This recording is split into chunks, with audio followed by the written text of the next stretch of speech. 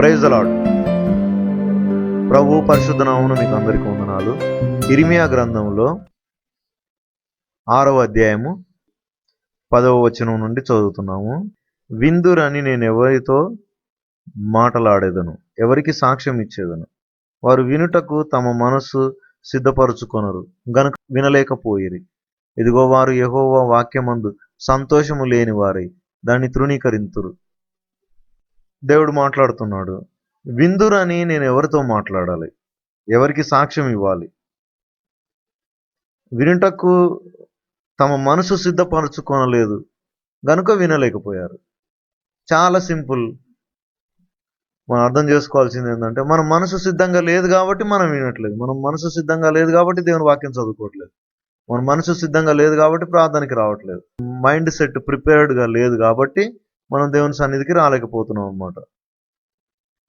ఇదిగో వారు యెహోవా వాక్యమందు సంతోషము లేని వారై దాన్ని తృణీకరింతురు. దేవుని వాక్యాన్ని బట్టి సంతోషించడం నేర్చుకోకపోతే నెక్స్ట్ చేసే పని ఏంటంటే వాక్యాన్ని తృణీకరిస్తాం, వాక్యాన్ని రిజెక్ట్ చేస్తాం, తృణీకరిస్తాం. సో వినటానికి డిసైడ్ చేసుకోవాలి. నేను వినాలి, ఈ రోజున నేను ఎట్టి పరిస్థితుల్లో వినాలి. మనల్ని మనం చాలా డిస్టర్బ్ చేసుకుంటాం. మనకు మనమే ఒక అడ్డంకిగా, ఆటంకంగా ఉంటాం. 16వ వచనంలో యెహోవా ఇలాగు సెలవిచ్చుచున్నాడు, మార్గములలో నిలిచి చూడుడి, పురాతన మార్గములను గుర్చి విచారించుడి, మేలు కలుగు మార్గమేది అని అడిగి అందులో నడుచుకొనుడి, అప్పుడు మీకు నెమ్మది కలుగును. ఇదంతా వాలంటీర్ వర్క్ అనమాట. ఓన్గా నిర్ణయం తీసుకొని, ఒక కమిట్మెంట్ చేసుకొని, మన మనసుని స్థిమితపరచుకొని, మనంతటా మనమే దేవుని సన్నిధికి వెళ్ళాలి, నేను వినాలి, నేను దేవుని వాక్యంలో ఆనందించాలి అని ఒక నిర్ణయాత్మకమైన ఉద్దేశంతో దేవుని సన్నిధిలోనికి రావాలి. దేవుడు కోరుకునేది ఇటివారిని, మరబొమ్మల్ని కాదు. వినటానికి కూర్చున్న ప్రతి వారికి ఆసక్తి ఉండాలి, ఇష్టం ఉండాలి, చిత్తం ఉండాలి. వాళ్ళే వ్యక్తిగతంగా చూడాలన్నమాట. మేలు కలుగు మార్గం ఏది అని అడిగి దాన్ని తెలుసుకొని అందులో నడుచుకోండి, అప్పుడు మీకు నెమ్మది కలుగు. ఎప్పుడు నెమ్మది వస్తుందంటే ఆయన మార్గాన్ని వెతుక్కున్నప్పుడు, ఆ మార్గంలో నిలిచినప్పుడు. యెషయా గ్రంథం 11వ అధ్యాయంలో 2వ వచనం నుండి చదువుదాం. అంటే యెహోవా ఆత్మ జ్ఞాన వివేకములకు ఆధారమగు ఆత్మ, ఆలోచన బలములకు ఆధారమగు ఆత్మ, తెలివిని యెహోవా ఎడల భయభక్తులను పుట్టించు ఆత్మ అతని మీద నిలుచును. యెహోవా భయము అతనికి ఇంపైన సువాసనగా ఉండును. ఇక్కడ రాయబడిన మాట ఏంటంటే, దేవుని యొక్క ఆత్మ జ్ఞాన వివేకములకు ఆధారమగు ఆత్మ, ఆలోచన బలములకు ఆధారమగు ఆత్మ, జ్ఞాన వివేకములకు ఆధారమగు ఆత్మ. జ్ఞాన వివేకములు కావాలి అంటే దేవుని ఆత్మ కావాలి మనకి. అలాగే ఆలోచన బలములకు ఆధారమగు ఆత్మ, ఈ తెలివిని యెహోవా ఎడల భయభక్తులను పుట్టించు ఆత్మ అతని మీద నిలుచును. యెహోవా భయము అతనికి ఇంపైన సువాసనగా నుండును. యెహోవా ఎడల భయభక్తులు పుట్టించు ఆత్మ అతని మీద నిలుచును. సామెతల గ్రంథం 2వ అధ్యాయం 5వ వచనం. యెహోవా యందు భయభక్తులు కలిగి ఉండుట ఎట్టిదో నీవు గ్రహించదు. దేవుని గూర్చిన విజ్ఞానము నీకు లభించును. యెహోవాయే జ్ఞానమిచ్చువాడు, తెలివియు వివేచనయు ఆయన నోట నుండి వచ్చును. దేవుని యందు భయభక్తులు కలిగి ఉండటం జ్ఞానం. 3వ అధ్యాయం 7వ వచనంలో కూడా చూడండి. నేను జ్ఞానిని కదా అని నీవు అనుకొనవద్దు, యెహోవా యందు భయభక్తులు కలిగి చెడుతనమును విడిచిపెట్టుము, అప్పుడు నీ దేహమునకు ఆరోగ్యము, నీ ఎముకలకు సత్తువ కలుగును. అంటే దేవుని యందు భయభక్తులు కలిగి ఉండడం జ్ఞానం అని దేవుని వాక్యం సెలవిస్తూ ఉంది. The fear of God, that is called wisdom. అది నీ బ్రతుకుల్లో అది విజ్డమ్ అవుతుంది, జ్ఞానం అవుతుంది. నేను అడుగుతున్నాను, ప్రశ్న అడుగుతున్నాను, what is fear of God? దేవుని యందు భయభక్తులు అంటే ఏంటి? దేవుని యందు భయభక్తులు అంటే ఏంటి? ఆదివారం చర్చికి వెళ్ళకపోతే ఏమైనా దేవుడు ఏమైనా శిక్షిస్తాడని వెళ్ళాలా చర్చికి? దేవుని యందు భయభక్తులు అంటే ఈరోజు ప్రార్థన చేసుకోకపోతే, ఈరోజు వాక్యం చదువుకోకపోతే దేవుడు నన్ను ఏమైనా శిక్షిస్తాడేమో అని ఆ భయం కలిగి ఉండాలా? దేవుని యందు భయభక్తులు అంటే దేవుని యందు భయభక్తులు కలిగి ఉండటం అంటే ఆయన ఏదో ఆయన మనల్ని భయపెట్టేవాడు, ఉగ్రుడు, కఠినుడు, శిక్షించేవాడు అని మనం భయపడిపోయి గజగజ వణకటం కాదు. ఇప్పుడు మనం సోకాల్డ్ చర్చెస్ అని చెప్పుకుంటున్నారు కదా. ఈ చర్చెస్లో చాలా వరకు మనం చూసి వచ్చాం ఇంతకు ముందు కూడా. దశమ భాగాలు ఇవ్వకపోతే దేవుడు ఊడ్చేస్తాడు అంటారు. హాస్పిటల్ బిల్స్లో పెట్టి తీసుకుంటాడు. మలాకి గ్రంథంలో ఒక వచనం చూపించేసి నీ పురుగు కొట్టేస్తుంది నీ సంపాదన అంతా. వాళ్ళు ఎక్స్ప్లెయిన్ చేసి చెప్తారు అన్నమాట. హాస్పిటల్ బిల్స్లో దేవుడు తీసేసుకుంటాడు. హాస్పిటల్ బిల్స్లో డాక్టర్కి వెళ్ళిపోతాయి కానీ దేవుడికి ఎక్కడ వెళ్ళినాయి? డాక్టర్ సంపాదించుకుంటున్నాడు కానీ దేవుడి దగ్గరికి ఎక్కడ వెళ్ళినాయి? వాక్యాన్ని తీసుకొని మనల్ని భయపెడతారు అన్నమాట. వాక్యాన్ని తీసుకొని మనల్ని భయపెట్టేస్తారు. దేవుని యందు భయభక్తులు అంటే ఏంటో మనం పరిశీలన చేస్తున్నాం. చర్చిలో భయపడుతూ చర్చిలో పాస్టర్ వాక్యం చెప్తా ఉంటే, దేవుని సేవకుడు వాక్యం చెప్తా ఉంటే చాలా హంబుల్డ్గా ఫేస్ పెట్టి బాగా డీప్గా వింటున్నట్టుగా యాక్షన్ చేసుకుంటా ఉండి తర్వాత మళ్ళీ బజార్లోకి వెళ్ళిపోయిన తర్వాత వాళ్ళ ఓను వేషం వాళ్ళు వేసుకుంటారు కదా. అలాగా భక్తి అంటే చర్చిలో చూపించేదా? చాలా మంది చర్చిలోకి వచ్చిన తర్వాత బయట దాకా పెద్ద పెద్ద కేకలు వేసుకుంటూ వస్తారు, చర్చిలోకి రాని ష్ అంటుంటారు అమ్మ.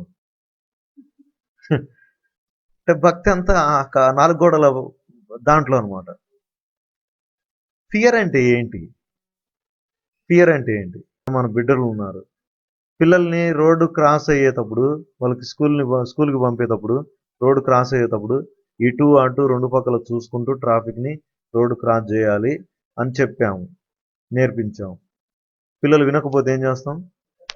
ఒక దెబ్బ కొట్టేసి ఇటు అటు చూసుకుంటూ వెళ్ళాలి రోడ్ క్రాస్ చేసినప్పుడల్లా. దాంట్లో ఏముంది? మేలుంది. పిల్లలకి భయం అవసరం కాబట్టి పిల్లలకి భయపెట్టి దాన్ని నేర్పిస్తున్నాం అనమాట. అలాగే చిన్నపిల్లలు మట్టి తింటుంటే తల్లులు అబ్బా బాగా తింటున్నావు నాన్న, మంచిగా తినమ్మా అని చెప్తారా? గట్టిగా ఒకటి ఇచ్చుకొని ఇలా తినొద్దు, తప్పు అని చెప్తారన్నమాట. వాళ్ళు ఇలా తినొద్దు, తప్పు, ఆరోగ్యానికి హానికరం, కడుపు నొప్పి వచ్చేస్తుంది, కడుపులో పురుగులు వచ్చేస్తాయి, కడుపు జబ్బు వచ్చేస్తుంది, డాక్టర్ పెద్ద ఆపరేషన్ చేస్తారు అని చెప్తే వాళ్ళకి అర్థమైతే 1 సంవత్సరం 2 సంవత్సరాల బిడ్డకి వాళ్ళకి ఏం చేయాలి? అప్పుడు వాళ్ళకి ఏం చేయాలంటే తప్పు అని తెలియాలంటే, ఇది తప్పు అని తెలియాలంటే ఒక దెబ్బ పడితే తప్పు అని అర్థమవుతుంది అన్నమాట. అంటే ఒక భయంతో వాళ్ళని కంట్రోల్ చేస్తాం అన్నమాట. వాళ్ళని కంట్రోల్ చేస్తాం. ఇప్పుడు వాడికి పెద్దవాడైన తర్వాత మట్టి ఎందుకు తినకూడదో వాడికి అర్థమవుతుంది అనమాట. అమ్మ నాన్న చిన్నప్పుడు ఎందుకు నాకు ఇలా కొట్టి చెప్పారో వాడికి అర్థమవుతుంది కదా. అప్పుడు పెద్దవాడైనాక దారి తొలగడు అనమాట. వాడు చిన్నవాడిగా ఉన్నప్పుడు, బాలుడిగా ఉన్నప్పుడు వాడిని ఏం చేస్తాం? శిక్షణతోటి, ట్రైనింగ్ తోటి, శిక్షతోటి వాడిని ట్రైన్ చేసి నడిపిస్తాం అనమాట. పెద్దవాడైన తర్వాత వాడి దారి తొలగడు, ఇంకా నష్టంలోకి వెళ్ళడు అనమాట. దేవుని యొక్క ఉద్దేశం ఏంటంటే ప్రతి ఒక్కరూ గజగజ వణుకుతూ భయపడుతూ రావాలనే, దేవుని యందు భయభక్తులు కలిగి ఉండాలి అని చెప్తే అనే మాటను పట్టుకొని ఆయన్ని అలాగ చేయాలా? లేవి కాండంలో 25వ అధ్యాయంలో 17వ వచనం చూడండి. మీరు ఒకరినొకరు బాధింపక నీ దేవునికి భయపడవలను. నేను మీ దేవుడనైన యెహోవాను. కాబట్టి మీరు నా కట్టడలను, నా విధులను గైకొని వాటిని అనుసరించి నడుచుకొనవలెను. అప్పుడు మీరు ఆ దేశములో సురక్షితముగా నివసించెదరు. ఆ భూమి ఫలించును. మీరు తృప్తిగా భుజించి దానిలో సురక్షితముగా నివసించెదరు. నేను మళ్ళీ చదువుతున్నాను. మీరు ఒకరినొకరు బాధింపక నీ దేవునికి భయపడవలెను. దేవునికి భయపడవలెను అని చెప్తున్నాడు. ఎలా భయపడాలంట? ఒకరినొకడు బాధించుకోవద్దు. ఒకరినొకరం బాధించుకునేది ఎలా ఉంటదంటే, మనకి నాలుక మీదనే ఉంటది. నాలుక మీదనే తీస్తుంటాం అనమాట మాటలు. ఒకరు ఒక మంచి చీర కట్టుకుంటే మనం ఓర్వలేము. ఒకరు మంచి బట్ట తొడుక్కుంటే మనం ఓర్వలేము. ఒకరు ఏదైనా వస్తువు కొనుక్కుంటే మనం ఓర్వలేము. ఎమ్మటే నోట్లోకి వచ్చేస్తదన్నమాట మాట. ఏమంటావు? పైకి అనక్కర్లేదు, లోపటైనా ఉంటది. దేవుని యందు భయభక్తులు కలిగి ఉండటం అంటే ఏంటి? వ్యసన పడటమా? వ్యసన పడకుండా ఉంటే బ్లెస్సింగ్స్ ఏంటో చెప్తున్నాడు దేవుడు. ఒకరినొకరు బాధింపక నీ దేవునికి భయపడవలెను. ఆయన ఏం చెప్తున్నాడంటే, ఒక వ్యక్తి విషయంలో చాలా క్లియర్‌గా ఉంటది దేవుడు మాట్లాడేది. ఏదో గాలికి కొట్టినట్టుండదు. చాలా క్లియర్‌గా ఉంటది. నీ నీ యొక్క పొరుగు వాడితో నీ బిహేవియర్ ఏంటి? నీ పనివాడితో నీ బిహేవియర్ ఏంటి? నీ యొక్క కొలీగ్‌తో నీ బిహేవియర్ ఏంటి? నువ్వు మాట్లాడే మాట ఎలా ఉంది? నీ మాట తీరు ఎలా ఉంది? ఎక్కడి నుంచి నేర్చుకుంటావు వీటన్నిటిని? దేవుడు చెప్తాడు. అందుకని దేవుని వాక్యానికి లోబడాలి. అందుకే దేవుని సన్నిధిలోనికి రావాలి. అందుకే దేవుని మాటలు చేర్చుకోవాలన్నమాట. దేవుడు అనేక సంగతులు మాట్లాడతాడు. ఊరికే ఏదో ప్రార్థనలో కూర్చోవడం కాదు. నువ్వు కూర్చున్న ప్రతిసారి రిసీవ్ చేసుకుంటా ఉండాలి. నువ్వు వాక్యం చదివిన ప్రతిసారి దేవుడు చెప్పే మాటని రిసీవ్ చేసుకుంటా ఉండాలి. ఈ రోజున దేవుని యందు భయభక్తులు కలిగి దాని గురించి మాట్లాడుకుంటున్నాం. రోజు భక్తిగా ఉండడం, పొద్దున్న లేచి బైబిల్ చదువుకోవడం, రోజు మళ్ళీ సాయంత్రం పడుకునే ముందర బైబిల్ చదువుకోవడం మంచిదే, మంచి అలవాట్లే ఇవన్నీ. ఇది భక్తి అనుకుంటున్నావా? భయం అనుకుంటున్నారా? ఫియర్ ఆఫ్ గాడ్ అంటే దేవుడు చెప్తున్నాడు కదా ఇక్కడ, నీ ఒకరినొకరు బాధించకుండా దేవునికి భయపడి ఉండాలి. దేవునికి భయపడితే ఏం చేస్తామంటే ఇంకొకరిని బాధించాం అనమాట. మనతో పనిచేసే వారి విషయంలో మనం ఏం చేస్తామంటే, చాలా చోట్ల జరిగేది ఏంటంటే చాలా పాలిటిక్స్ ఉంటాయి. మన అధికారులని ప్రసన్నం చేసుకోవడానికి తోటి వాడి మీద చెప్తారు, కొండేలు చెప్తారు అన్నమాట. నేను సామెతల గ్రంథం 30వ అధ్యాయం 10వ వచనం చూడండి. దాసుని గూర్చి వాని యజమానునితో కొండెములు చెప్పకుము, వాడు నిన్ను శపించును, ఒకవేళ నీవు శిక్షార్హుడవగుదువు. మళ్ళీ చదువుతున్నాను. దాసుని గూర్చి వాని యజమానునితో కొండెములు చెప్పకుము. దేవుని యందు భయభక్తులు కలిగి ఉన్నామని అనుకుంటే, మనం 10 మంది మధ్యలో వర్క్ చేస్తూ ఉంటే ఈ మాటని పట్టుకోవాలన్నమాట. మనకు ఒకవేళ ఇలాగ కొండేలు చెప్పే అలవాటు ఉంటే కనుక మనం ఏం చేసుకోవాలి? తండ్రి, నీ మాట నాకు ఇష్టమైంది, నీ మాటను బట్టి నా ఉద్దేశాన్ని మార్చుకుంటున్నాను అని చెప్పి ఆయన దగ్గర మనం ఏం కన్ఫెస్ చేస్తామంటే, నేను ఇప్పటి నుంచి నేను కొండేలు చెప్పాను అనని, ఎందుకంటే నువ్వు నీ వాక్యంలో రాయించావు కదా, నా తోటి వాడి మీద నేను కొండెములు చెప్పాను అని ఒక తీర్మానం చేసుకుంటాం అనమాట. దాన్ని ఏమంటాం అంటే భయభక్తులు కలిగి ఉండటం అంటాం. దాన్ని భయభక్తులు కలిగి ఉండటం అని చెప్తాం అన్నమాట. అలాగే 29:12 వచనం చూడండి. అబద్ధములను ఆలకించు రాజునకు ఉద్యోగస్తులందరూ దుష్టులుగా నుందురు.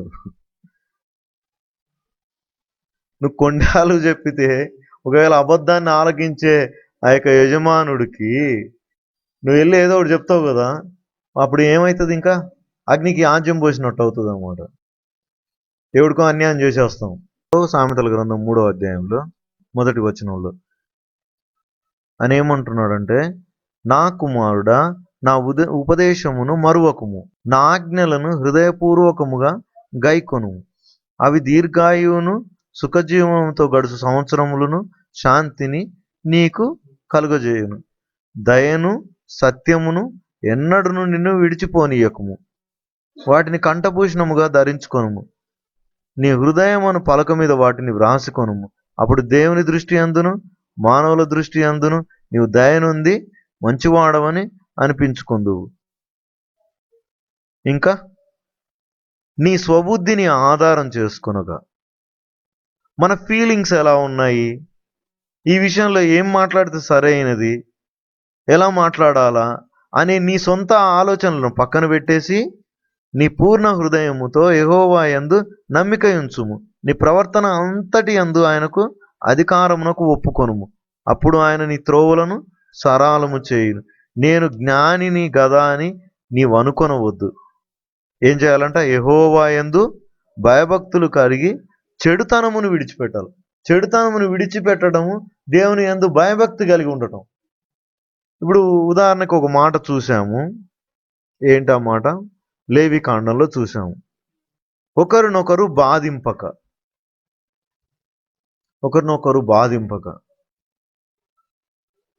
ఎప్పుడైనా ఆలోచన కలిగి ఉన్నాము? ఎప్పుడైనా ఆలోచన చేస్తున్నాము? ఈ మాట అంటే ఏమైనా బాధపడతారా? ఇలా బాధించకుండా ఉండటం దేవునికి భయపడటం అన్నమాట. దేవునికి భయపడటం. ఇలా ఇలా చేయటాన్ని బట్టి ఏమైద్దంటే మనకే మేలనమాట. కాబట్టి మీరు నా కట్టడలను, నా విధులను గైకొని వాటిని అనుసరించి నడుచుకొనవలెను. అప్పుడు మీరు ఆ దేశంలో సురక్షితముగా నివసించెదరు. ఆ భూమి ఫలించును. మీరు తృప్తిగా భుజించి దానిలో సురక్షితముగా నుందురు. మనం గట్టిగా నోరు చేసుకున్నందుకు మేలు కలగదు. మనకి దేవోక్తి కావాలి. దేవుడు మాట్లాడాలి. దేవుడు ఏం చెప్పాలో అది చెప్పాలన్నమాట. దేవుడు ఏం మాట్లాడతాడో ఆ మాటని రిసీవ్ చేసుకోవాలి మనం. ఆ మాటను బట్టి యాక్ట్‌లోనికి రావాలి. నేను ఇంకొక మాట, లేవికాండం 19వ అధ్యాయం 14వ వచనం చూడండి. ఏముందంటే అక్కడ, చెవిటివాని తిట్టకూడదు, గుడ్డివాని ఎదుట అడ్డము వేయకూడదు, నీ దేవునికి భయపడవలెను. నేను యెహోవాను, అన్యాయపు తీర్పు తీర్చకూడదు, బీదవాడని పక్షపాతము చేయకూడదు, గొప్పవాడని అభిమానము చూపకూడదు, న్యాయమును బట్టి నీ పొరుగువానికి తీర్పు తీర్చవలెను. నీ ప్రజలలో కొండెములాడుచు ఇంటింటికి తిరగకూడదు, నీ సహోదరునికి ప్రాణహాని చేయకూడదు, నేను యెహోవాను. నీ హృదయములో నీ సహోదరుని మీద పగపట్టకూడదు, నీ పొరుగు వాని పాపము నీ మీదికి రాకుండానట్లు నీవు తప్పక వాని గద్దింపవలెను. కీడికి ప్రతి కీడు చేయకూడదు, నీ ప్రజల మీద కోపముంచుకొనక నిన్ను వలె నీ పొరుగు వానిని ప్రేమింపవలెను. ఇంకా మరొక చోట రాయబడినట్టు, నీ తండ్రి కనికరము గలవాడైనట్టు నువ్వు కూడా కనికరము గలవాడై. దేవుడు ఎందుకు పెట్టాడు ఇలాగా? ఎందుకు? ఇంకా ఇంకా అనేక విషయాలు ఉంటాయి. ఇంకా ఏముంటాయంటే, నువ్వు పాలెములో ఉన్నప్పుడు, నువ్వు బయటికి మల విసర్జన చేయడానికి వెళ్ళినప్పుడు ఒక గుణపం మొలకి కట్టుకొని వెళ్ళాలా? అక్కడ వెళ్ళి గుంత తవ్వి అక్కడ నువ్వు పోయి పూడ్చిపెట్టి వచ్చేసేయాలన్నమాట. ఎందుకంటే శుభ్రంగా ఉండాల పాలెం అంతా. ఎవరికి ఇబ్బందిగా ఉండకూడదు అన్నమాట. మనం ఇప్పుడు పబ్లిక్ టాయిలెట్స్ ఉంటాయి కదా, బస్ స్టాండ్లలో టాయిలెట్లు ఎలా ఉంటాయి? వెళ్ళొస్తాము, ఎవడు గడగాల, ఎవడు పోయాల నీళ్ళు? బైబిల్ ఏమనుంది? ఏమని ఆ పాలెంలో వాళ్ళకి ఇచ్చిన ఇన్స్ట్రక్షన్స్ ఏంటి? దేవుడు పూర్తి చేయాలి, పూర్తి చేసి రావాలన్నమాట. పూర్తి చేసి రావాలి. దేవుడు ఆ నియమం పెట్టాడు. నువ్వు ఇల్లు కట్టి పైన పిట్టగోడ కట్టకుండా ఉండొద్దు, దాన్ని కట్టాలి అని చెప్తాడు అన్నమాట. ఎందుకు? చూడండి, ఒకసారి చూద్దాం అన్నమాట. నేను ద్వితీయోపదేశ కాండంలో నేను ఇది చూసే నేను పైన ఇంటికి పిట్టగోడ కట్టాను. ద్వితీయోపదేశ కాండం 22వ అధ్యాయం 8వ వచనం. కొత్త ఇల్లు కట్టించునప్పుడు దాని మీద నుండి ఎవడైనను పడుట వలన నీ ఇంటి మీదకి హత్యాదోషము రాకుండుటకై నీ ఇంటి పైకప్పునకు చుట్టూ పిట్టగోడ కట్టింపవలెను. నేను ఇది చూసి మా ఇంటికి పిట్టగోడ లేకపోతే నేను పిట్టగోడ కట్టించాను అనమాట. ఇది దేవుని హానర్ చేయటం, ఆయన్ని గౌరవించడం. ఇందాక పాటలు పాడాం కదా, అలాగనా హానర్ చేయటం? ఆరాధన ఆరాధన అని పాడటం, చేతులు బాగా అరిగిపోయేటట్టు గాలిలో ఊపటం, హల్లెలూయా హల్లెలూయా అని చెప్పడం, స్తుతి స్తుతి అని నోరు తిరగకపోయినా తిరిగేంత వరకు చెప్పడం, ఇవి ఆరాధనలు అంటే? What is fear of God? దేవుని యందు భయభక్తులు కలిగి ఉండటం అంటే ఏంటి? ఇవన్నీ ఆయన్ని హానర్ చేస్తున్నాం. ఇవన్నీ బాటమ్ ఆఫ్ లైన్ గా నీ హార్ట్ లో పెట్టుకున్నప్పుడు, నీ హృదయంలో ఇవన్నీ ముఖ్యాంశాలుగా, ఇవన్నీ ఎమర్జెన్సీగా నువ్వు చేయవలసిన కార్యాలు, దేవుడు నాకు చెప్పిన సంగతులు నేను చెయ్యాలని నువ్వు పెట్టుకున్నప్పుడు, నువ్వు వాటిని దేవుడు ఇచ్చిన ఇన్స్ట్రక్షన్ ప్రకారం ముందుకు వెళ్తూ ఉంటావు కదా, అదే అనమాట దేవుని యందు భయభక్తులు కలిగి ఉండటం. దేవుని యందు భయభక్తులు కలిగి ఉండటం. నేను కొన్ని కొన్ని చోట్ల నేను గమనిస్తూ ఉంటాను. అంటే ఒకరినొకరు బాధింపక అని ఉంటది కదా! ఆ మాట వర్కౌట్ చేయాలి. మనం ఊరికే ఏదో ఒకటి మనము బాగా జోకులు అలవాటైపోయి సెటైర్‌లేసుకుంటా ఒకరి మీద ఒకరము. అయి అలవాటైపోయినాయి బాగా. అవి ఒకరినొకరం ఎంచుకుంటూ, ఒకరినొకరం పరాచికాలు ఆడుకుంటూ, ఒకరం ఇవన్నీ అలవాటైపోయి ఏమైపోతున్నాయంటే ఆహ్, పైకి బానే ఉన్నట్టుంటది గానీ లోపట దాన్ని బట్టి హృదయంలో నొచ్చుకుంటారు వాళ్ళు వ్యక్తులు. పెద్దవాళ్ళ మీద జోకులేస్తుంటాం. ఇందాక ఒక వచనం చూసాం. చెవిటివాడిని తిట్టకూడదంట. ఒరేయ్ చెవిటోడా అని అనకూడదు. ఇనపడదని చెవిటి మేళం అంటాం అన్నమాట. చెవిటి మేళం అని అంటాం. వాక్యంలో ఉంది. దేవుడు చెవిటివాని విషయంలో కన్సర్న్ కలిగి ఉన్నాడు. వాడిని దూషిస్తుంటే దేవుడు దాన్ని సీరియస్‌గానే తీసుకుంటున్నాడు. దేవుడు ఏం చేశాడంటే ఆయన నీ పొరుగువాని విషయంలో చాలా జాగ్రత్త కలిగి ఉంటున్నాడు ఆయన. ఇప్పుడు దేవుడు ఆ వ్యక్తిని ప్రేమించాలంటే ఎవరి ద్వారా ప్రేమిస్తాడు? నీ ద్వారా ఆ వ్యక్తిని ప్రేమిస్తాడు అన్నమాట. అవతల వ్యక్తిని ప్రేమిస్తాడు. ఒక వ్యక్తి దేవుడు చెప్పిన మాటకు లోబడితే అంటే దేవుని యందు భయభక్తులు కలిగి ఉంటే, నేను దేవుని యందు భయభక్తులు కలిగి ఉండటం గురించి నేను మాట్లాడుతున్నాను. ఇప్పుడు ఆలోచన చేయాలి. భయభక్తులు కలగాలంటే చర్చిలో చాలా మంచి డిఫరెంట్ పోస్చర్ పెట్టుకొని కూర్చోవటం కాదు. లేకపోతే చర్చి రూల్స్ ఉంటాయి కదా! ఇప్పుడు కొన్ని రిలీజియస్ చర్చిల్లో ముసుగులు కప్పుకొని కూర్చోవటం, లేకపోతే మాట్లాడొద్దు, లైన్‌లో కూర్చోవాలా, క్రమంగా కూర్చోవాలి, అటు ఇటు కదలొద్దు, డిస్టర్బ్ చేయొద్దు దేవుని సేవకుడిని. ఇవన్నీ మంచిదే. అవన్నీ శిక్షణ కలిగి ఉండటం మంచిదే. బట్ అది ఏమి దేవుని యందు భయభక్తి కలిగి ఉండటం అది కాదు. దాన్ని బట్టి తెలియదు. భయభక్తి కలిగి ఉండటం దాన్ని బట్టి కాదు. నువ్వు నువ్వు భయభక్తులు కలిగి ఉండటం ఎలా తెలుస్తదంటే దేవుడు చెప్పిన మాటకు నువ్వు ఎంతవరకు లోబడుతున్నావా అనే మాటను బట్టి తెలుస్తదన్నమాట. లేవికాండం 11వ వచనంలో ఉంది కదా! నేను మీ దేవుడనైన యెహోవాను, మీరు దొంగిలింపకూడదు, దొంగతనం చేయొద్దు. ఎంతమంది ఆఫీసుల్లో వస్తా ఇన్ని పేపర్లు పట్టుకొస్తుంటారు. పిల్లలు రఫ్ వర్క్ చేసుకోవడానికి పనికొస్తాయని. దారాలు కనపడితే దారాలు తెచ్చుకుంటారు దేనికైనా పనికొస్తాయని. ఏ మంత్రాలు కడతారు దారాలు తెచ్చుకొని. ట్యాగులు దొరికితే ట్యాగులు వేసుకొని వస్తారు. పిన్నులు దొరికితే పిన్నులు వేసుకొని వస్తారు. ఏదైనా సరే పనికొస్తది లేదా అని వేసుకొచ్చుకుంటాం అనమాట. ఎవరింటికైనా వెళ్తామా? ఏదైనా మంచిగా కనపడుతుందా? వాళ్ళు పోయేటప్పుడు ఇది కనపడదు అనమాట వాళ్ళు. అంటే వాళ్ళు వేసుకొని పోతారేమో. పొరుగు అనేది పూచిక పుల్ల కూడా ఆశించకూడదు. పొరుగువాని సొత్తుని పూచిక పుల్ల కూడా ఆశింపకూడదు అన్నమాట. దేవుని యొక్క స్టాండర్డ్స్ ఇవి. ధర్మశాస్త్రం చెప్పుకుంటున్నాము మనం ఏమన్నా? దేవుని యొక్క హృదయాన్ని, దేవుడు ఒక వ్యక్తి విషయంలో దేవుడు ఎలాంటి ఆలోచన కలిగి ఉన్నాడో దాన్ని అనమాట. ఇవన్నీ మనం చేయగలిగాయి. నేను మీ దేవుడునైన యెహోవాను, మీరు దొంగిలింపకూడదు, బొంకకూడదు, అబద్ధం చెప్పకూడదంట. పచ్చి అబద్ధాలు. నోరు తెరిస్తే లీవ్ పెట్టడానికి కూడా అబద్ధం చెప్పేస్తాం. మన లీవ్ మనం పెట్టుకోవడానికి డైరెక్ట్గా అబద్ధం ఆడు. ఎందుకంటే వాళ్ళు ఇట్లా అబద్ధాలే నమ్ముతారు. అందుకని మనం అబద్ధం చెప్పేస్తాం అనమాట. అరే నీ దేవుడు అబద్ధం చెప్పొద్దని చెప్తున్నాడు కదా! ఒకసారి ట్రై చేసి చూడు ఏమవుతుంది. ఫెయిల్ అయితే ఫెయిల్, ఇవ్వకపోతే ఇవ్వకపోయింది. కానీ దేవుని యొక్క చిత్తాన్ని జరిగించిన వారమైన ఉంటాం కదా! ఆయనకు హానర్ చేసినట్లు కదా! ఇప్పుడు వ్యభిచారం చేయవలసి వచ్చింది యోసేపుకి. యవ్వనస్తుడు 17, 18, 19 సంవత్సరాలు వచ్చినాయి. యజమానురాలే ప్రేరేపిస్తా ఉంది. అంతకన్నా ఇంకేంటి? మంచిగా జీవితం పెంచుతుంది, మంచిగా చూసుకుంటది, ఇంకేంది? కానీ ఆయనకి ఇష్టం లేదు. ఎందుకు ఇష్టం లేదంటే దేవుడికి ఇష్టం లేదు అది. దేవునికి ఇష్టం లేదన్నమాట. వ్యభిచారం చేయడం దేవుడికి ఇష్టం లేదు. అందుకని తను ఏం చేశాడు? నీకు ఇష్టం లేదు కదా, నేను చెయ్యను అంతే. నా దేవునికి వ్యతిరేకంగా ఇంత గొప్ప దుష్కార్యాన్ని నేను ఎలా చేయాలి? నేను చేయనని అక్కడి నుంచి తప్పించుకొని పోయాడు. దానికి పర్యవసానం ఏం జరిగింది? 14 సంవత్సరాలు జైలు పాలయ్యాడు. అంటే ఐగుప్తుకి అమ్మివేయబడ్డ తర్వాత 14 సంవత్సరాలుగా ఆయన రాజు అయ్యాడు. దేశానికి అధిపతి అయ్యాడు. వదిలేశాడా? ఏదో కష్టం నష్టం అని వదిలేయాలా? ఒకనితో ఒకడు అబద్ధం ఆడకూడదు. నామమును బట్టి అబద్ధ ప్రమాణము చేయకూడదు. అబద్ధ ప్రమాణం.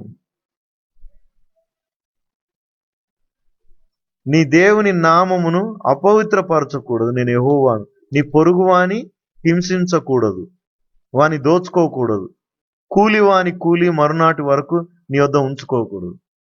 ఎన్నిసార్లు తిప్పుకుంటాము, రేపు రాపో మాపు రాపో, అప్పుడే ఇవ్వకూడదు, కొంచెం పట్టుకొని ఉంచాల. వాడు ఈరోజు చేశాడు కదా, ఈరోజు సాయంత్రం లెక్క అయిపోతుంది కదా, ఇంట్లో భార్య చెప్తుంటది, మొత్తం ఏగాకు, వాడు మళ్ళీ రాడు. వాడు రాని రాకపోని నువ్వు చేయవలసిన పని ఏంటి, మొత్తం లెక్క చూసి ఇచ్చేసేయాలన్నమాట. గుడ్డివాని ఎదుట అడ్డము వేయకూడదు. వాడు ఇప్పుడు ఆ మార్గంలో గుడ్డివాడు వెళ్తున్నాడు అని తెలిసినప్పుడు అన్ని అడ్డం పెట్టకూడదు అనమాట.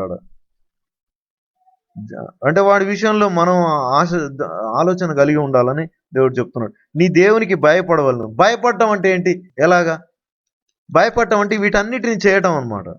వీటన్నిటిని చేయటం. నేను యెహోవాను, అన్యాయపు తీర్పు తీర్చకూడదు, బీదవాడని పక్షపాతం చేయకూడదు, గొప్పవాడని అభిమానం చూపకూడదు, న్యాయమును బట్టి నీ పొరుగువానికి తీర్పు తీర్చవలను, నీ ప్రజలలో కొండెములాడుచు ఇంటింటికి తిరగకూడదు.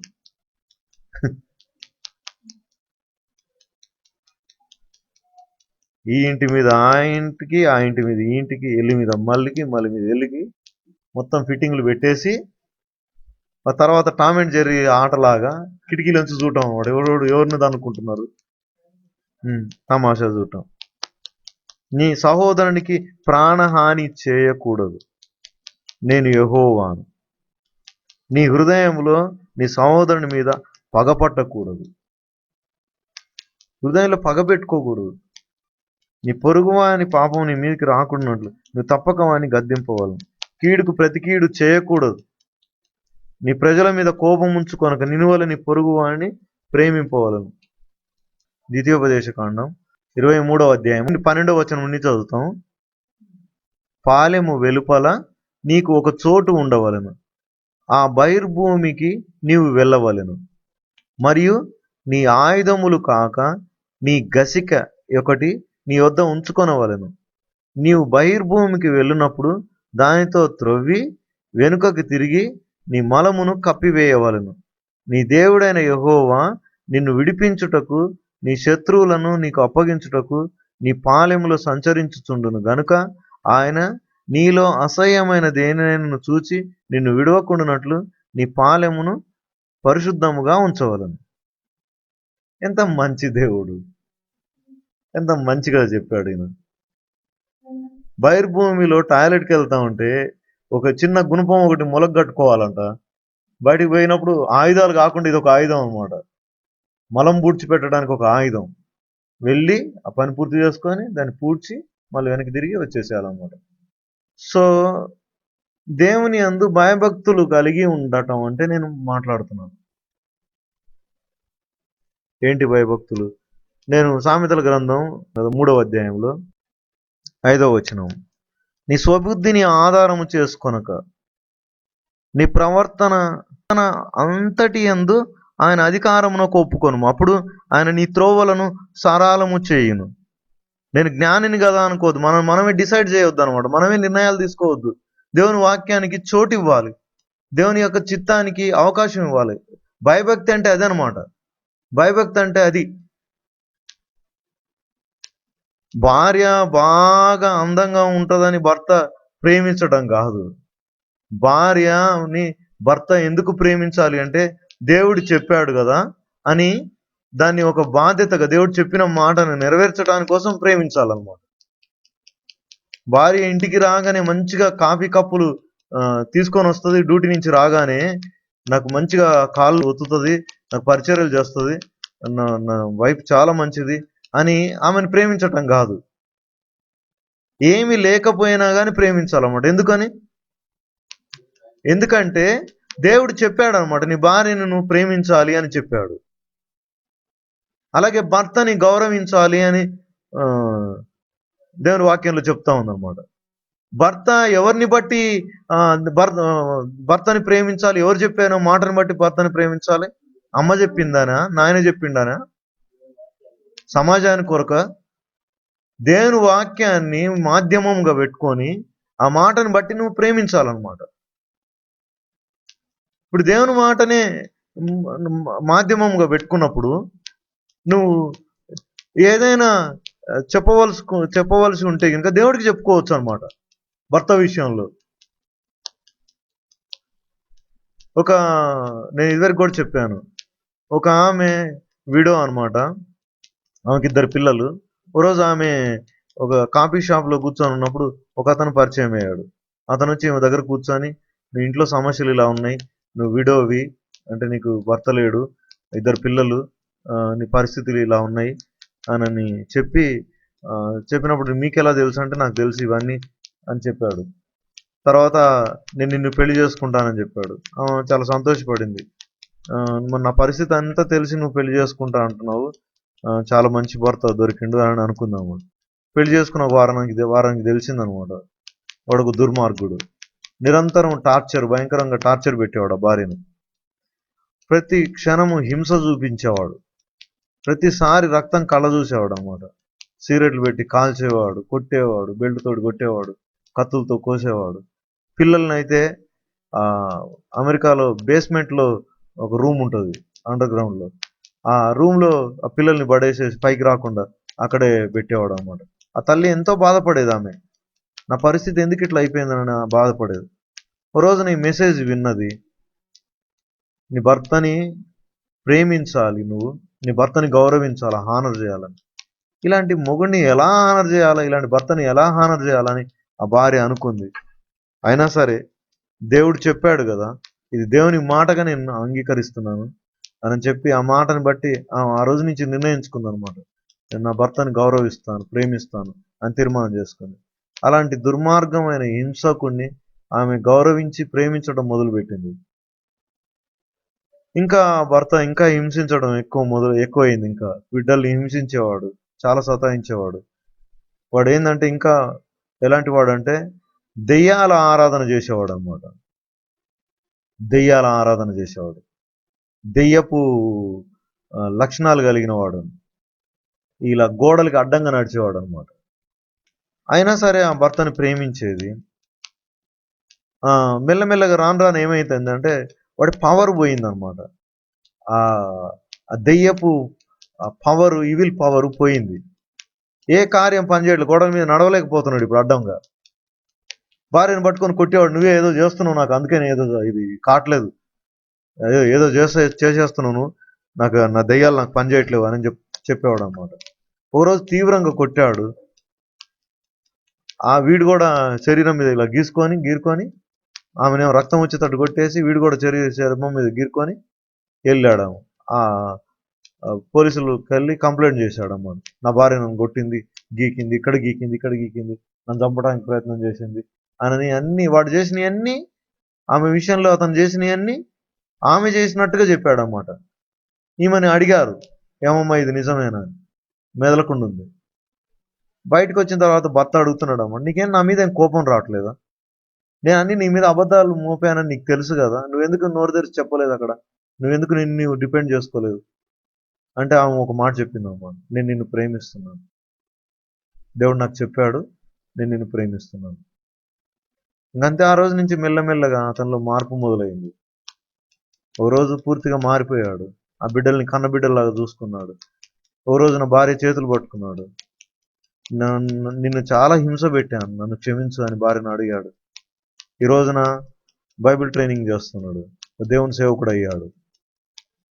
ఇంతకన్నా వర్స్ ఉంటాయా పెళ్ళిళ్ళు ఈ లోకంలో? మనం చూసిన వాటి మధ్యలో ఇంతకన్నా దరిద్రంగా ఉన్నాయా ఇక్కడ? ఇది ఇంకా అల్టిమేట్ అనమాట. ఇంతకన్నా దరిద్రమైన పెళ్లి ఎక్కడ ఉండదు. తను తీసుకున్న నిర్ణయం, దేవునికి లోబడిన విధానం తన బ్రతుకుని మార్చిపడేసింది. అలాగే నువ్వు వేసే ప్రతి అడుగు కూడా అలాగే ఉంటుంది అన్నమాట. ఆ మార్గంలో సురక్షితం ఉంటుంది. నీ జ్ఞానంలో అనిపించుండొచ్చు, అలాగా ఇలా చేయకపోతే వీడికి ఏదన్నా బుద్ధి చెప్పాలా, వీడికి ఏదో ఒకసారి పోలీస్ కంప్లైంట్ అని ఇవ్వాలా అని ఏమేమో ఆలోచనలు ఉంటాయి అన్నమాట. లోకంలో ఉన్న ఆలోచనలు ఏమేమో ఉంటాయి. కానీ ఒక నిర్ణయం, నువ్వు దేవునికి లోబడి తీసుకునే ఒక్క నిర్ణయం నీ జీవితాన్ని మార్చేస్తుంది. ఎందుకంటే ఆ మార్గంలో సంతోషం ఉంటుంది, ఆ మార్గంలో ఆశీర్వాదం ఉంటుంది. స్వబుద్ధిని ఆధారం చేసుకోవద్దు. నీ పూర్ణ హృదయముతో యెహోవా యందు నమ్మిక ఉంచుము. నీ ప్రవర్తన అంతటి యందు ఆయన అధికారమునకు ఒప్పుకోను. నీ ప్రవర్తన అంతటిలో ఆయన అధికారానికి లోబడాలన్నమాట. అప్పుడు ఆయన నీ త్రోవలను సరళము నీవు ఆయన అధికారానికి ఒప్పుకుంటే అప్పుడు నీ మార్గాన్ని ఆయన సరళం చేస్తాడు. ఆయన సరళం చేస్తాడు. నేను జ్ఞానిని కదా అని నీవు అనుకొనవద్దు. యెహోవా యందు భయభక్తులు కలిగి చెడుతనమును విడిచిపెట్టుము. భయభక్తులు కలిగి చెడుతనము విడిచిపెట్టు. అప్పుడు నీ దేహమునకు ఆరోగ్యం కలుగుతుంది. స్వస్థత ఎక్కడి నుంచి వస్తుంది? స్వస్థత ఎక్కడి నుంచి వస్తుంది? ఆయన వాక్యానికి విధేయత కావటం, విధేయత చూపించటం అన్నమాట.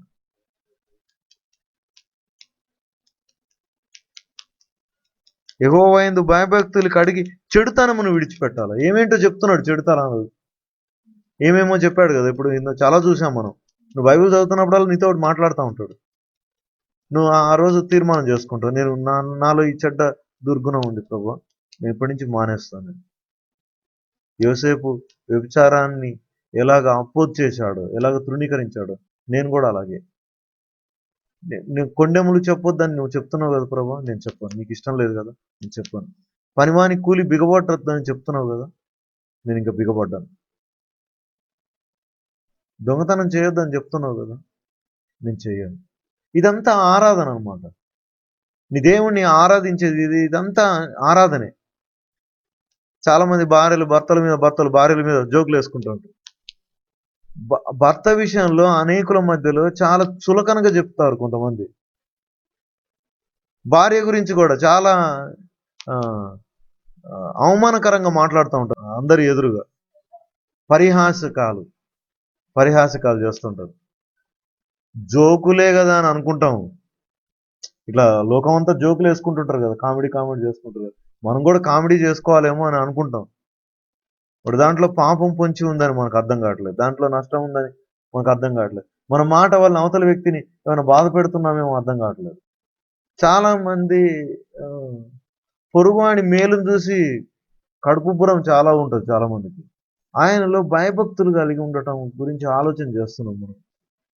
అని చెప్పిన మాటను బట్టి ముందుకు వెళ్తూ ఉంటే ఆ మాటలో మనకు మేలు ఉంటుంది. దేవుని వాక్యంలో మనకు మేలు ఉంటుంది. ఆ మేలును అనుభవిస్తున్నప్పుడు తెలుస్తుంది అన్నమాట. ఇది దేవుని కార్యం అన్నమాట. దాని ప్రతిఫలం ఊరకపోదు. ఎందుకంటే ఆయన హానర్ చేసి ఆయన మాటకు లోబడి ఆయన కార్యం చేసినప్పుడు మనం దాని వెనకాల ప్రతిఫలాన్ని పొందుకుంటాం. నీ తండ్రి కనికరం గలవాడైనట్టు నువ్వు కూడా కనికరం గలవాడవి. కనికరం అనేది తండ్రి యాటిట్యూడ్. అది దాన్ని అడాప్ట్ చేసుకోవాలన్నమాట. దాన్ని నేర్చుకోవాలి. చేయడం తెలియకపోతే నేర్చుకోవాలి దాన్ని. What is fear of God? ఊరికే ఏదో క్రైస్తవ వేషం వేసుకొని, తెల్ల బట్టలు వేసుకొని చర్చిల్లో పరిశుద్ధ స్త్రీలు అని చెప్పుకోవడం కాదు, పరిశుద్ధ పురుషులు అని చెప్పుకోవడం కాదు, పరిశుద్ధులు అని చెప్పుకోవడం కాదు. ఆయన్ని వెంబడించాలి. ఆయన చెప్పిన మాటకు లోబడి ఆయన్ని హానర్ చేయాలి. That is called worship. రోజంతా దినమంతా వర్షిప్ టీంలో ఉండి పాటలు పాడినప్పుడు చేసేది కాదు వర్షిప్. ఆయన మాటకు లోబడి ఆయన క్రియను, ఆయన చెప్పిన మాటను చేయడానికి ప్రయత్నం చేసేదే నీకున్న భయభక్తి ఆయన ఎడల. అది ఇంకా ఏదో చిక్కుముడిని విప్పేస్తుంది. అది మన జీవితంలో ఎప్పటికీ తొలగిపోయిన ఒక సమస్య ఉంటుంది కదా, దానికి ఇంకెక్కడో చిక్కుముడి ఉంటుంది, అక్కడ విప్పాలన్నమాట. దేవుడు చెప్తున్నాడు, దిద్దుబాటు నీకు అసహ్యము కదా. ఎదుటి వాని కంట్లో నలుసును తీసేయచ్చు, నీ కంట్లో దూలం ఉంది, దూలం తీసేసుకో అని చెప్తున్నాడు అన్నమాట. ఆయన ఎందుకు భయభక్తులు కానీ చెడుతనమును విడిచిపెట్టాలన్నమాట. ఏంటి చెడుతనం ఏముంటాయి? ఆయన ఏదైనా చెప్పాడు అది చేయకుండా ఉండడం చెడుతనం అన్నమాట. యవనస్తులు ఉన్నారు, యవనస్తులైన అమ్మాయిల్ని చూసినప్పుడు ఆ అందరు అబ్బాయిల్లాగా టీచ్ చేసినట్టు ఈ అబ్బాయి టీచ్ చేయడం అనమాట. ఎందుకంటే 1 తిమోతి ఇంకా 5వ అధ్యాయము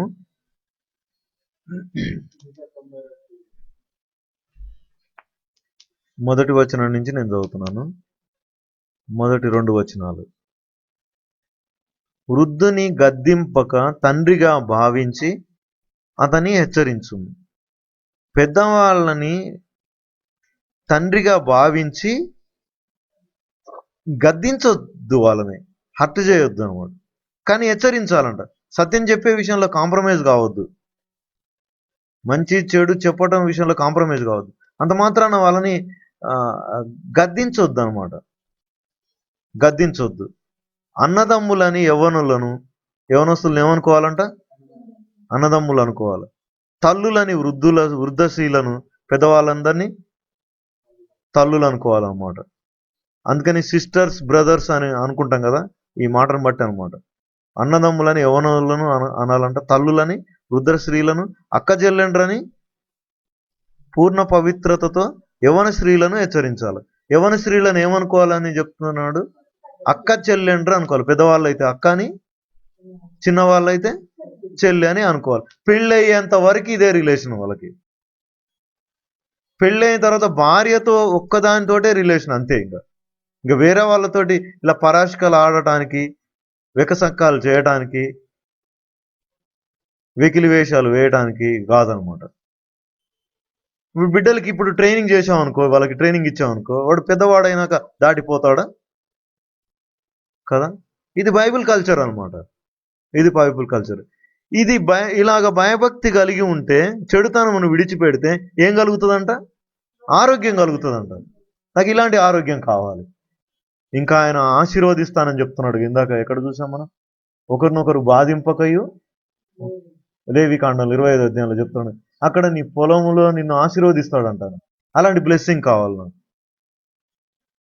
బాధించొద్దు అంటే బాధించొద్దు, అంతే. ఇంకా అలాగే తిమోతి రాసిన పత్రికలో ఇంకొక మాట ఉంది. 6వ అధ్యాయంలో నేను 3వ వచనం నుంచి నేను చదువుతున్నాను. ఎవడైనను మన ప్రభువైన యేసు క్రీస్తు యొక్క హితవాక్యములను, దైవభక్తికి అనుగుణ్యమైన బోధను అంగీకరింపక భిన్నమైన బోధను ఉపదేశించిన ఎడల వాడేమీ ఎరుగక తర్కములను గూర్చియు వాగ్వాదములను గూర్చియు వ్యర్థముగా ప్రయాసపడుచు గర్వాంధుడగును. వీటి మూలముగా అసూయ, కలహము, దూషణలు, దురభిమానములు, చెడిపోయిన మనస్సు కలిగి సత్యహీనులై దైవభక్తి లాభసాధనం అనుకోను మనుషుల వ్యర్థ వివాదములను కలుగుచున్నది. సంతుష్టి సహితమైన దైవభక్తి గొప్ప లాభసాధకమై ఉన్నది. సంతుష్టి సహితమైన దైవ భక్తి, ఇది ప్రాఫిట్గా ఉంటుంది అనమాట మనకి. సంతుష్టి సహితమైన భక్తి, దైవ భక్తి లాభసాధకమై ఉంటుంది. ఫెచ్చింగ్ అనమాట మనకి. ఫెచ్చింగ్ అంటే బ్లెస్సింగ్. మనకి వాక్యంలో బ్లెస్సింగ్. దేవుని వాక్యాన్ని ఎప్పుడైతే రిసీవ్ చేసుకుంటున్నామో అది మనకి ఏంటంట? ఆశీర్వాదంగా ఉంటుంది అనమాట. సామెతల గ్రంథంలో 3వ అధ్యాయము 27వ వచనం. మేలు చేయుట నీ చేతనైనప్పుడు దాన్ని పొందదగిన వారికి చేయకుండా వెనుక తీయకుము. మేలు చేయటం నీకు చేతనైనప్పుడు ఏం చేయాలంట? దాన్ని పొందదగిన వారికి చేయకుండా వెనుక తీయకు. వెనక్కి వెళ్ళిపోవద్దు. మేలు చేయవలసి వచ్చినప్పుడు వెనక్కి వెళ్ళొద్దు, చేయాలన్నమాట. ద్రవ్యము నీ యొద్దనుండగా రేపు ఇచ్చేదను పోయి రమ్మని నీ పొరుగువానితో అనవద్దు. నీ పొరుగువాడు నీ యొద్ద నిర్భయముగా నివసించినప్పుడు వానికి అపకారము కల్పించవద్దు. మనల్ని ఆశ్రయించినప్పుడు, మన దగ్గరికి వచ్చినప్పుడు ఆ పొరుగువాడు నీకు అపకారం తలపెట్టొద్దంట. అపకారం తలపెట్టొద్దు. నీకు హాని చేయని వానితో నిర్నిమిత్తముగా జగడమాడవద్దు. ఉట్టి పుణ్యానికి గొడవలు పెట్టుకోవద్దు. బలాత్కారము చేయు అని చూచి మత్సరపడకుము. వాడు చేయి క్రియలను ఏమాత్రము చేయగోరవద్దు. బలాత్కారం చేసేవాడు జనాల్ని దోచుకోవటమో, లేకపోతే చెడ్డ మాటలు మాట్లాడటం, అవమానకరంగా బిహేవ్ చేయటమో, ఇవన్నీ చేసేవాడిని చూసి మత్సరపడొద్దు ఏం వాడి గురించి. వాడు చేయి క్రియలను కూడా ఏమాత్రం చేయొద్దు అనమాట. కుటిల వర్తనుడు యెహోవాకు అసహ్యుడు, యథార్థవంతులకు ఆయన తోడుగా ఉండును. భక్తిహీనుల ఇంటి మీదికి యెహోవా శాపము వచ్చును, నీతిమంతుల నివాస స్థలమును ఆయన ఆశీర్వదించున్నది. అది అపహాసకులను ఆయన అపహసించును, దీనుని ఎడల ఆయన దయచూపును. జ్ఞానుల ఘనతను స్వతంత్రించుకొందురు, బుద్ధిహీనులు అవమానభరితులగుదురు. 4వ అధ్యాయం 4వ వచనం. ఆయన నాకు బోధించుచు నాతో ఇట్లను, నీ హృదయము పట్టుదలతో నా మాటలు పట్టుకొను నిమ్ము. నా ఆజ్ఞలు గైకొని ఎడల నీవు బ్రతుకుదు. జ్ఞానము సంపాదించుకొనుము, బుద్ధి సంపాదించుకొనుము. నా నోటి మాటలను మరువకము, వాటి నుండి తొలగిపోకుము. జ్ఞానమును విడువక ఉండిన ఎడల అది నిన్ను కాపాడును. జ్ఞానమును విడిచిపెట్టొద్దు, అది నిన్ను కాపాడుతుందని. అలాగే 1వ అధ్యాయంలో 7వ వచనం. అంటే యెహోవా యందు భయభక్తులు కలిగి ఉండుట తెలివికి మూలము. దేవుని యందు భయభక్తులు కలిగి ఉండటము తెలివి అనమాట. అది తెలివి అంటే జనరల్ నాలెడ్జ్ పుస్తకాలు చదవటం కాదు. తెలివి అంటే టీవీలో వచ్చే నేషనల్ జియోగ్రఫీ ఛానల్ చూడటము, లేకపోతే ఏదైనా పెద్ద పెద్ద ఎన్సైక్లోపీడియాస్ చదువుకోవడము, లోకంలో ఉన్న అడమైన జ్ఞానం అంతా సంపాదించుకోవడం, అది కాదు తెలివి అంటే. తెలివి అంటే దేన్ని అంటారు? దేవుని యందు భయభక్తులు కలిగి ఉండటం చాలన్నమాట. అది విజ్డమ్, అది జ్ఞానం, అది వివేచన ఇస్తుంది, అది మనుషులను స్టడీ చేస్తుంది, పరిస్థితుల్ని అంచనా వేస్తుంది. ఏదైతే మేలో దాన్ని చేయడం బెటర్ కదా. ఏదైతే మనకి ఆశీర్వాదకరంగా ఉంటుందో దాన్ని చేయడం బెటర్ కదా. అందుకని ఏం చేయాలంటే పిల్లలకి చిన్నతనం నుండే ఇది నేర్పించాలన్నమాట. ఉగ్గు పాలతోటి ఎలాగో పోషిస్తామో అలాగే దేవుని వాక్యంతో బిడ్డల్ని పోషించాలి. టీవీకి అప్పచెప్పకండి, పిల్లల్ని కంట్రోల్ చేయండి, చిన్నతనం నుంచే నేర్పించండి. ఇప్పుడు నుంచే భోగోలు అలవాటైపోయే వాడికి నీ మాట వినకుండా అయిపోతుంటే కంట్రోల్ చేసేయండి. తల్లిదండ్రులు శిక్షించైనా సరే బిడ్డల్ని కంట్రోల్లోకి తీసుకొని రావాలి. చాలా ప్లాన్ వేయాలి వాళ్ళ చుట్టూ. దేవుని యందు ఆశ కలిగి, ఇచ్చ కలిగి దేవుని చిత్తాన్ని నీ కుటుంబంలో నెరవేరాలంటే ఒక తల్లిగా నీ బాధ్యత చాలా అవసరం నీ కుటుంబంలో. నువ్వు అలా నేర్పించకపోతే ఎప్పుడు నేర్చుకుంటాడు వాడు? ఇంకా ఆ పిల్లలు ఎప్పుడు తెలుసుకుంటారు? నేర్చుకునే ప్రక్రియలో ఎంత సమయం వేస్ట్ అయిపోతుంది. చిన్నతనం నుంచి క్రమక్రమంగా నేర్చుకుంటే ఇలా ఈ పిల్లలు నేర్చుకున్నట్టుగా నేర్చుకుని ఉంటే ఈ బాధలు ఉండకపోయాయి కదా. ఇంకా నేర్చుకునే స్టేజ్లో ఉన్నాం, ఇంకా పరిపూర్ణమైన బ్లెస్సింగ్ని చూడట్లేదు. ఎందుకు ఇంకా ఇంతకాలం ఫైనాన్షియల్ క్రైసిస్లో ఉంటున్నాం? ఎందుకు ఈ రోగం ఇంకా మనల్ని విడిచి వెళ్ళట్లేదు? ఎక్కడో చిక్కుముడి ఉంది, అదేదో అర్థం కావట్లేదు అనమాట. This is very much needed for the church. మనకున్న బాధకు, మనకున్న సమస్యకి ఎక్కడో ఉందన్నమాట తలనొప్పి మనకి. వాడు దెయ్యం ఏండో మనల్ని మెషిలో పెట్టాడు, ఎక్కడో గందరగోళంలో పెట్టాడు అన్నమాట.